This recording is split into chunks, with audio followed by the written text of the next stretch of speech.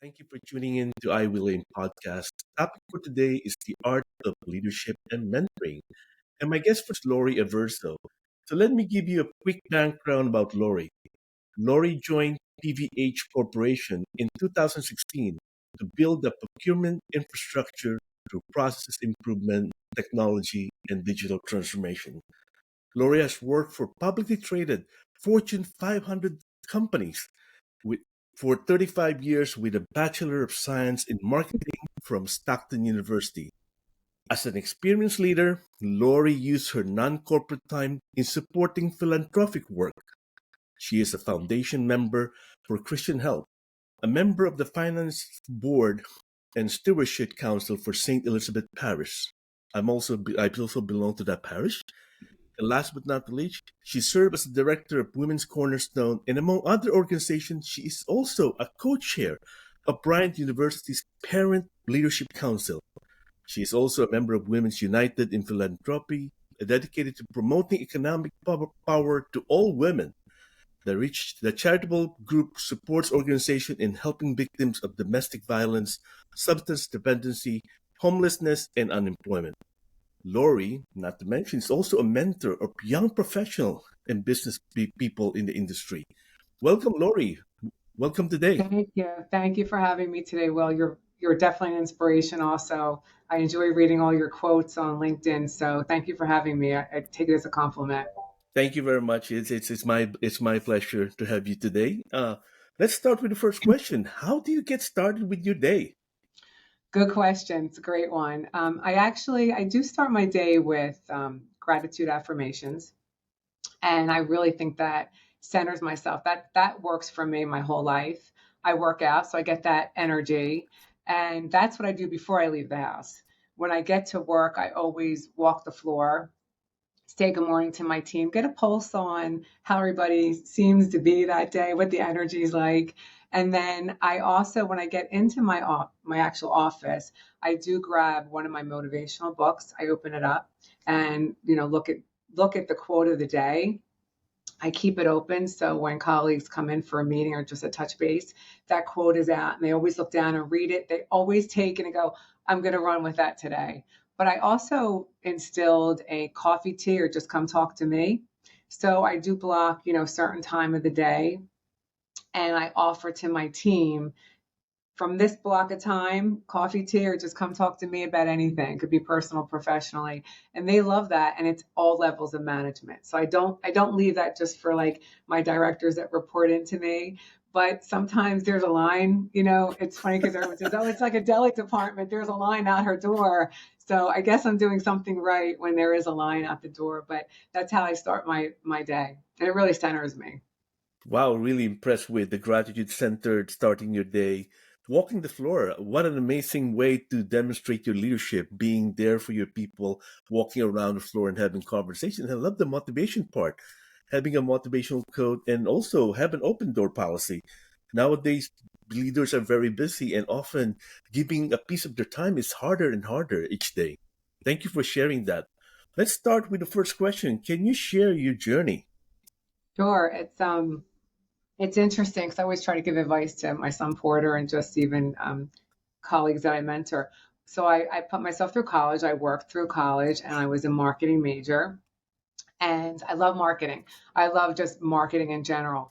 But along the way, I found that, I started to really enjoy like negotiations and supplier relationships. So my marketing degree, I didn't particularly stay in marketing, even though I feel like you're always marketing yourself and your position, your role in an organization. And I found that negotiations was something that I enjoyed. So I ended up landing in more of a procurement role. So I'm the vice president of global procurement. And in that capacity, I get to see all aspects of the business. So it could be marketing, it could be visual, IT, it could be any part of the business that we're like trust advisors. So I really enjoy working with my colleagues. I love that every day could be different. So I guess my biggest advice about that is the lesson learned here is even if you're going to college for a certain degree, you may end up along your journey find that something really grabs you and you embrace that quality and that skill set and then run with it. And it's okay if you're not actually in the role that you have your degree in. So that's how I ended up in procurement. And I truly, really enjoy what I do every day. I think I love the last point that you share, right? Like it's not where you start, but where you find your passion along the journey. And then I love the word you said, grab it and go with it. Thank you for sharing that. That's an amazing advice for anyone that's listening to this podcast. The next question I have for you is, are there any pivotal moment in your journey that help you grow and develop to the leader that you are today? Because we're not all leaders when we first started. We're a single performer. How did you figure out and the leadership journey? That's a great question. I don't feel like there's ever just been one pivotal moment. I think there's many. Hmm. So as we're evolving and growing in our careers, being professionals, if you're a parent, and also mentoring, it's you do have those pivotal moments. And my biggest one started. My first career I just absolutely loved, and after we had my son Porter, I took 3 years away from corporate America. And that was a very big decision because I really just I wanted everything, but at the time that was what I chose, which was great. But that 3 year pause really put me like a little behind, and I had to really work my way back up quickly. And I thought it was unfortunate that I paused for 3 years, and it was almost like, okay, we'll get in the back of the line and now, kind of start over and accelerate. And there was something that made me really inspired and drive. I've had that drive to I'm going to work harder and get where I know I can be to be that contributor in any organization. That was like the one pivotal moment. But it didn't stop there. As my career did develop, and as I worked for certain organizations, if I felt that the culture wasn't the culture that I felt was powerful enough, where there wasn't one culture, then I would move on. Or if I felt that I wasn't being recognized for my contributions and I felt that I needed more out of my career, you have to take full responsibility, then that would make me, that made me move on to other organizations. And so I don't really think there's ever one pivotal moment. You may not realize that there's many, but it's the decisions you make to grow as an individual, to be a better leader, a better mentor, and why not set your bar high, right? Set your bar high, and someone has to grab it, someone has to take it. Why not? Why shouldn't it be you? So that's I feel like you have to take full control of your career and get through those obstacles because you learn from them. I love the point on ownership, career ownership. We're like the CEO of our career, right? A lot of times people fall in the notion of, oh, I didn't get promoted by my manager, and how come I didn't get promoted? But the reality is, I love the point that you said that you own your career. You're accountable for it, and you drive it. If it doesn't work here, you figure out where you go next. And I think it's really a powerful message for the audience to say you need to own your career. You're the CEO of your career.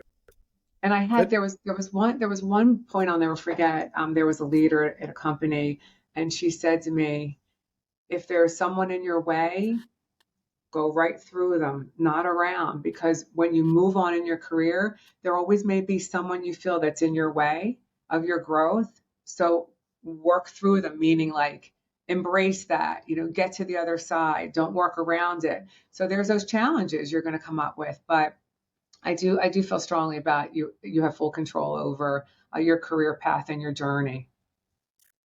that point that you said is embracing that challenge, and that's also a powerful lesson because a lot of times people encounter a challenge or a roadblock and they just leave, move to the Right. next company, and before you know it they're facing the same one because they didn't Exactly. learn. They didn't learn how to work through it. And your message on you need to embrace that opportunity and work through it versus, like you said, work around it. I was like, that's that. Thank you for sharing that because that's really powerful.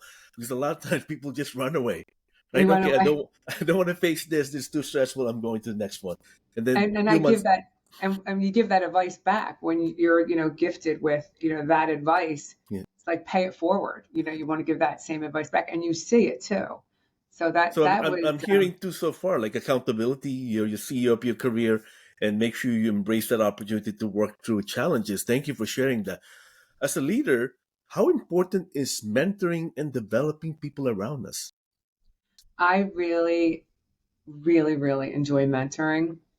It's interesting because my team says to me all the time, "You're always mentoring us."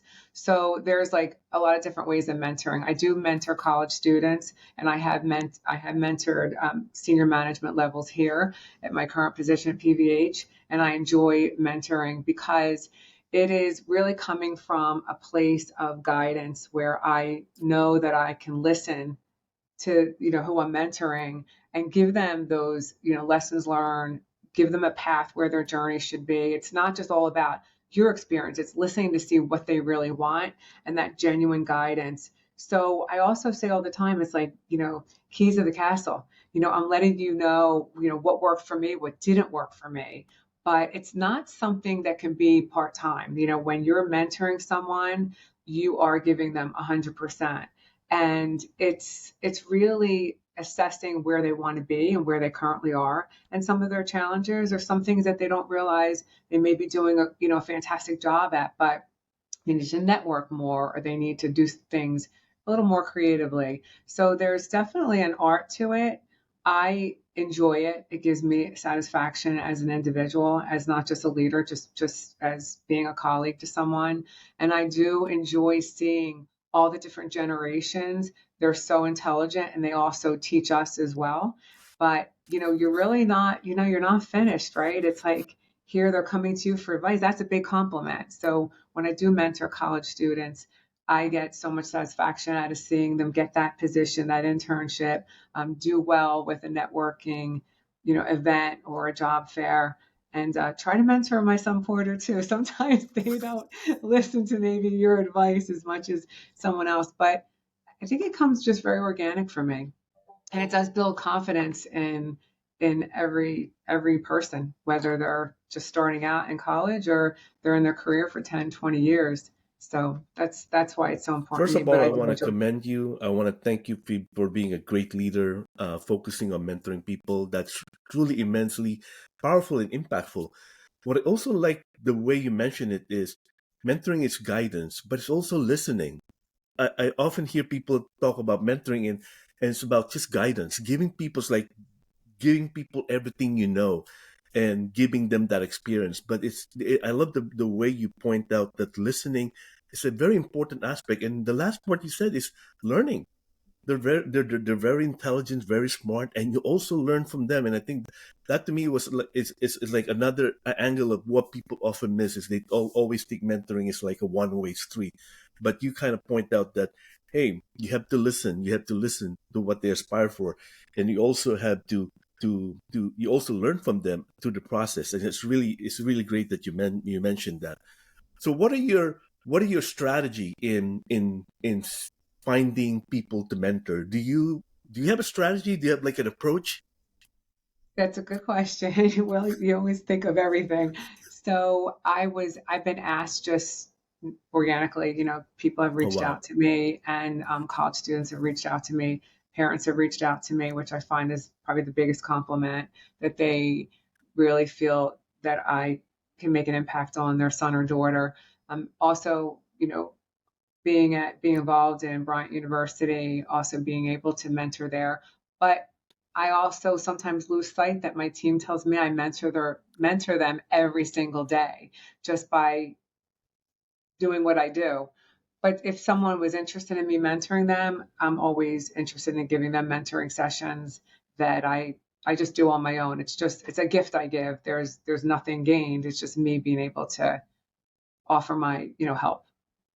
thank So I you. don't really search them out.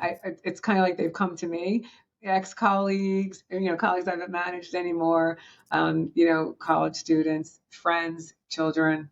So That's really impressive. It's like you're highly respected by a lot of people. I was really impressed with that.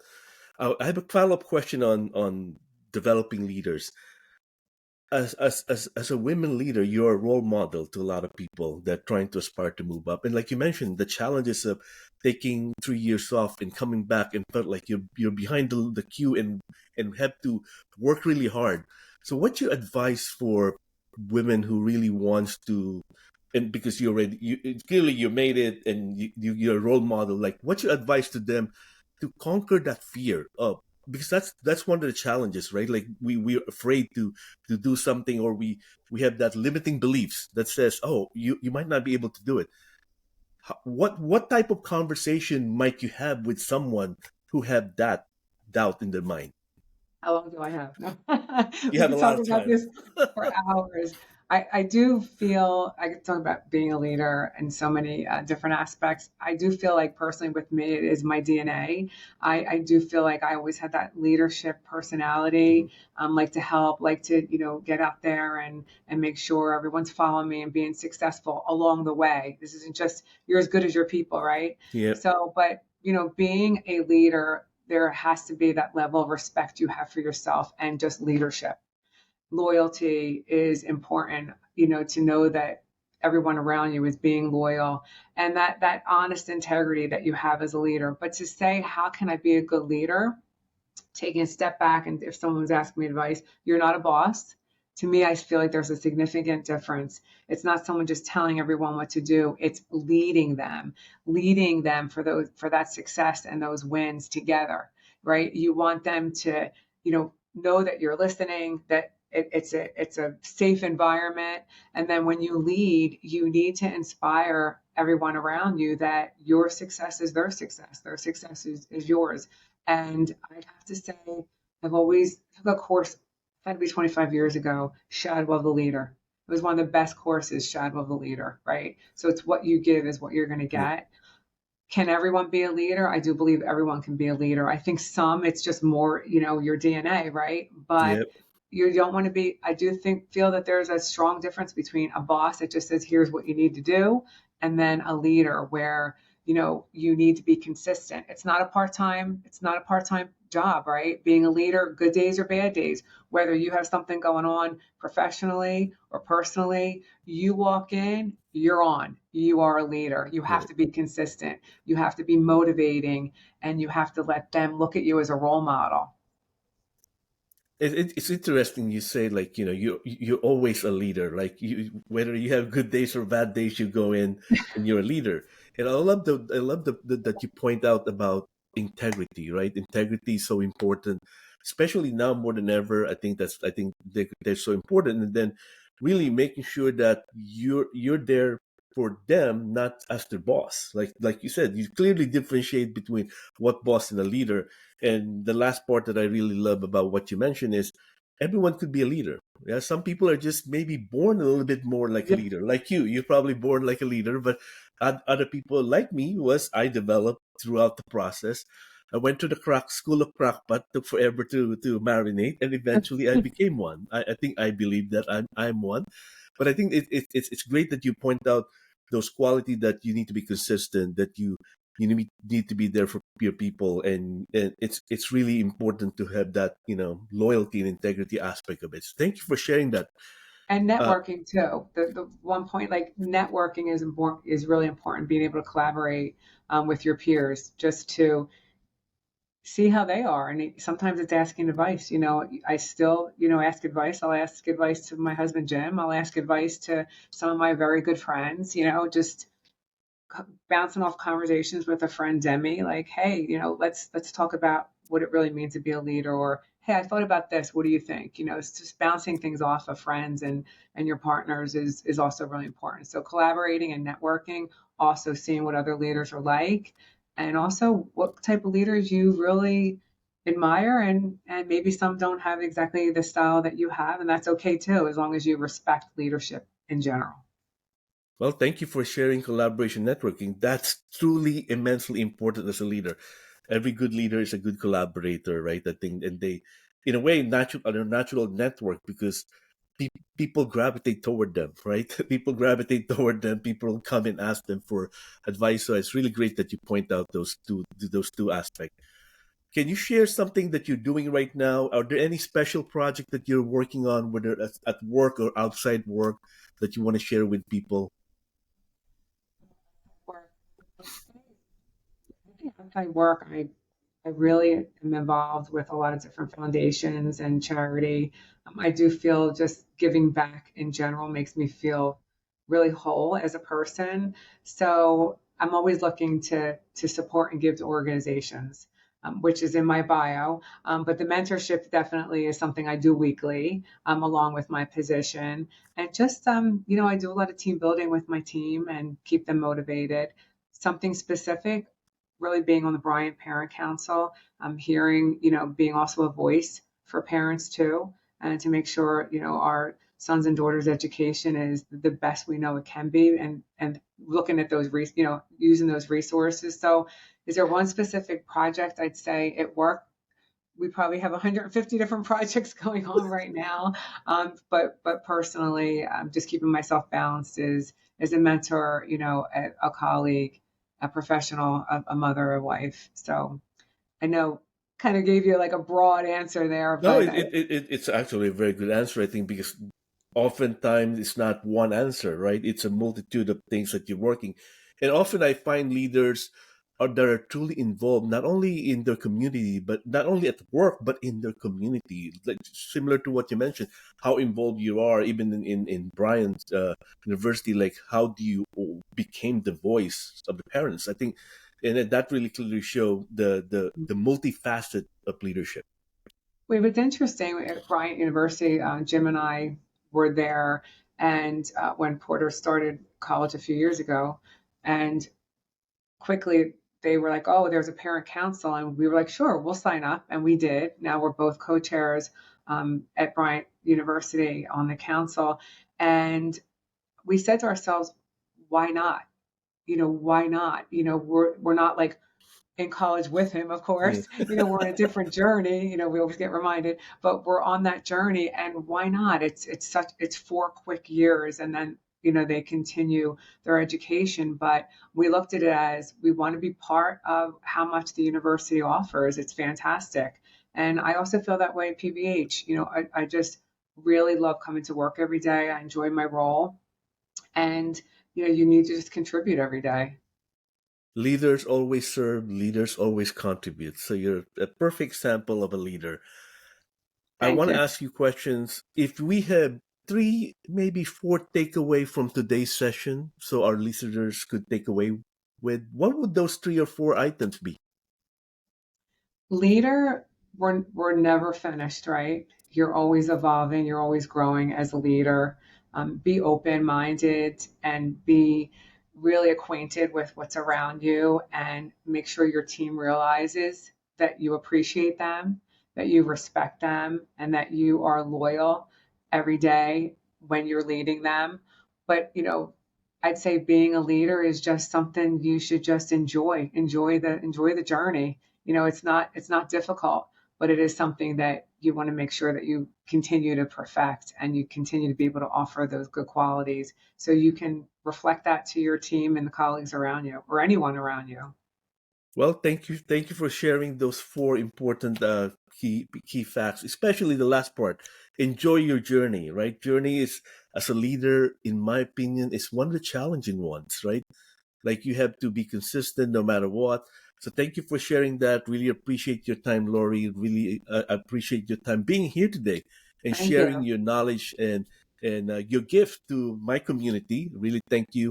Um, and for those people listening to this podcast, if you like this podcast, like, comment, share with your friends, subscribe. Really appreciate everyone tuning in. And thank you very much and have a good day. Thank you, Will. Thank you. I appreciate everything you're doing too, and all your coaching. It's great. You're a motivation. I enjoy looking at all your postings. I'm like, I'm having a day. I got to see what Will's saying for the day. So thank you too. Thank you very much, Lori. Thank you for having you today. All right. Have a great day.